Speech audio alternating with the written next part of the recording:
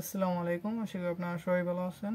আজকের এই ভিডিওতে আমরা ফ্ল্যাশ KFX i6X সম্পর্কে বিস্তারিত জানার চেষ্টা করব এবং আপনারা আমাকে প্রায় কোশ্চেন করেন যে এটির দ্বারা কি FPV ড্রোন চালানো যাবে কিনা বা এর কন্ট্রোলিং কীরকম, এর সেন্সিটিভি কীরকম।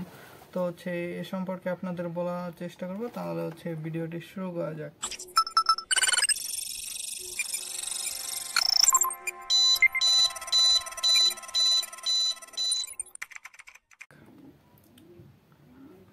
ফ্ল্যাশ KFX i6 সাধারণত এরকম একটি বক্সে থাকে। তো এর উপরে ফ্ল্যাশ KFX i6 লেখা থাকে এবং এটি একটি digital protocol radio control system তা এখানে লেখা থাকে।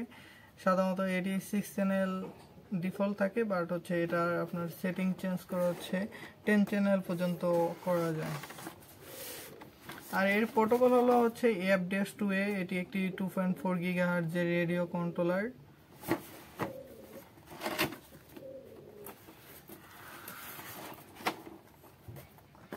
বক্সটি করলে আপনারা এরকম আরেকটি প্লাস্টিকের বক্স পাবেন।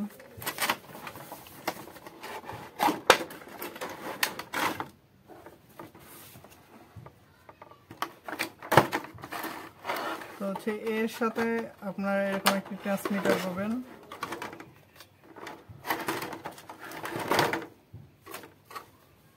এটি হলো ফ্ল্যাশ KFX i6X মূল ট্রান্সমিটারটি। আর হলো এটির সাথে কিছু স্টিকার, এর সাথে একটি ইউজার ম্যানুয়াল ও একটি সিমুলেটর কেবল থাকে, যেটি এখন আমার কাছে আপাতত নেই। আমি এটি কিছুদিন পর ব্যবহার করার পরে আপনাদের রিভিউ দিতেছি।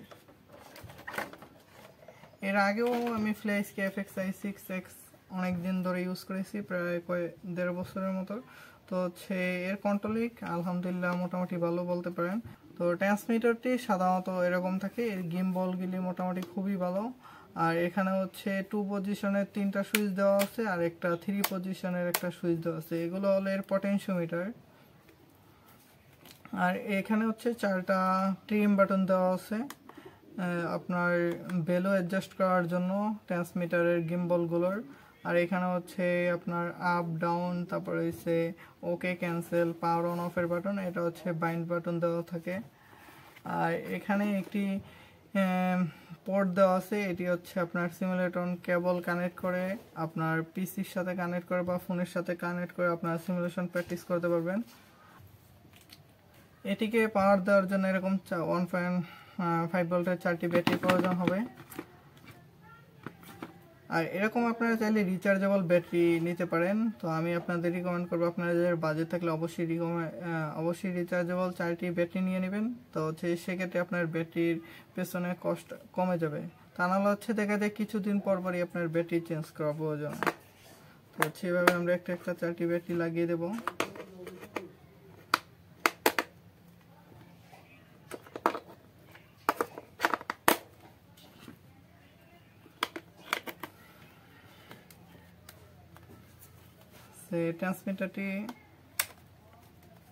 ট্রান্সমিটারটি ওপেন করার জন্য এখানের পাওয়ার অফ বাটনটি ক্লিক করলে হয়ে যায়।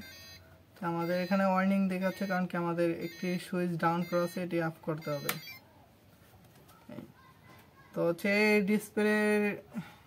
ডিসপ্লেটি খুবই কালারফুল এবং এটা একটা LCD ডিসপ্লে। তো এটি মোটামুটি কালারফুল আছে এবং এর ব্রাইটনেস খুবই ভালো।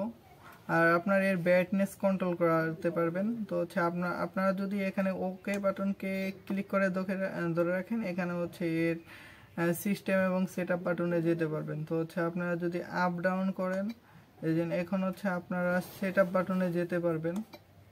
তো এখানে আপনারা এই বাটনের মাধ্যমে চ্যানেল রিভার্স করতে পারবেন। যেমন যদি আপ করেন, এটা এখন ফরওয়ার্ডে থাকলে এটা রিভার্স হয়ে যাবে। এখানে আমার রিমোটের ব্যাটারি ভোল্টেজ কম, যার জন্য একটি ওয়ার্নিং শো করতেছে।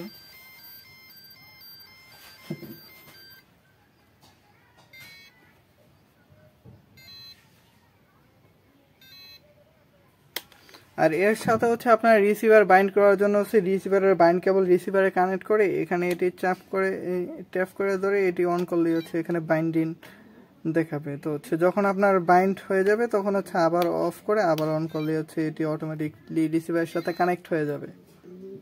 তো এই ছিল আজকে সাধারণ FX i6X এর রিভিউ। তো আপনারা যদি এই রিমোটটি কিনতে চান, এটির দাম এখন অ্যারাউন্ড 6,000 টাকার মতো পড়ে। তো হচ্ছে আপনাদের বাজেট যদি এরকম হয়ে থাকে 5 থেকে 6,000, আপনি এটি নিতে পারেন। আর যদি আপনাদের বাজেট 10,000 বা 9,000-এর কাছাকাছি হয়ে থাকে, আপনারা হচ্ছে রেডিও মাস্টার পকেট ELRS দেখতে পারেন। তো আমি আপনাদের রিকমেন্ড করবো আপনারা চাই রেডিও মাস্টার পকেট ELRS নিতে পারেন। আর যদি একান্তই আপনাদের বাজেট কম থাকে তাহলে সেক্ষেত্রে ফ্লেক্স KFX i6 নিতে পারেন। এটি second hand price, fresh condition নতুনের মতো হলে হচ্ছে অ্যারাউন্ড 4,500 থেকে 5,000 হয়ে থাকে আপনার 6 চ্যানেল বা 10 চ্যানেলের রিসিভার সহ। আর নতুন হচ্ছে এটি অ্যারাউন্ড 6,200 থেকে 6,500 10 চ্যানেলের রিসিভার এবং অল বক্স সব কিছু সহ।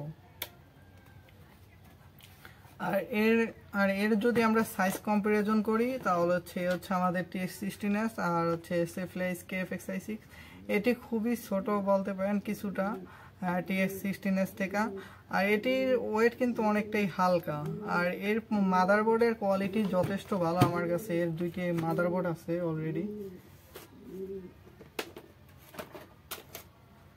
এই যে আমার হচ্ছে এটি পূর্বে ট্রান্সমিটারের মাদারবোর্ড। এর বিল কোয়ালিটি খুবই ভালো। এটি হচ্ছে এর RF মডিউল আর এটি হলো এর মূল প্রসেসর। এখানে বাজার থাকে। এই ট্রান্সমিটারটি হচ্ছে আমি রিপেয়ার করতে গিয়ে পুড়ে ফেলেছি। আর ডিসপ্লেতে আমার মূলত ফেটে গেছিল। আরেকটি মাদারবোর্ড আছে, একটা মাদারবোর্ড আছে, এটির হচ্ছে মেবি প্রসেসরের ড্যামেজ হয়ে গেছে। আর এর মাদারবোর্ডের প্রসেসর সাধারণত ARM এর হয়ে থাকে। আর সাধারণত হচ্ছে আমরা আর কি অনেকেই যে ভুলটা করে থাকি, আমরা হচ্ছে সরাসরি এরকম 7.7 ভোল্ট বা 8 ভোল্টের হচ্ছে যেই ব্যাটারি আছে এরকম বানিয়ে হচ্ছে সরাসরি কানেক্ট করে থাকে, যার কারণে হচ্ছে এর মাদারবোর্ডগুলো পুড়ে যায়। তো আপনারা যদি এরকম আর কি ব্যাটারি দিয়ে চালাতে চান অবশ্যই হচ্ছে একটা ব্যাক কনভার্টার ইউজ করবেন। তাহলে হচ্ছে সেক্ষেত্রে আপনারা এখানে 6 ভোল্ট কনভার্ট করে দিয়ে হচ্ছে এই রিমোটটা অপারেট করতে পারবেন। আমিও আপনাদের এটি রিকমেন্ড করবো। বাট হচ্ছে কেউ সরাসরি 3S বা 2S দিবেন না, সেক্ষেত্রে হচ্ছে আপনাদের যে ভোল্টেজ রেগুলেটর আইসি আছে ওটি পুরো হচ্ছে মাদারবোর্ড অনেক সময় পুড়ে যায়। তো হচ্ছে এই বিষয়ে সবাই সতর্ক থাকবেন। তো দেখা হবে নতুন কোনো ভিডিওতে। আমাদের নেক্সটে হচ্ছে এগুলোর বিল্ড আসতেছে, দেন আমাদের আরও কিছু প্রোডাক্ট আসছে। তো হচ্ছে আমরা ওগুলো রিভিউ এবং নতুন ড্রোন বিল্ড করব। তো আশা করি আপনারা সবাই সাথেই থাকবেন। আসসালামু আলাইকুম।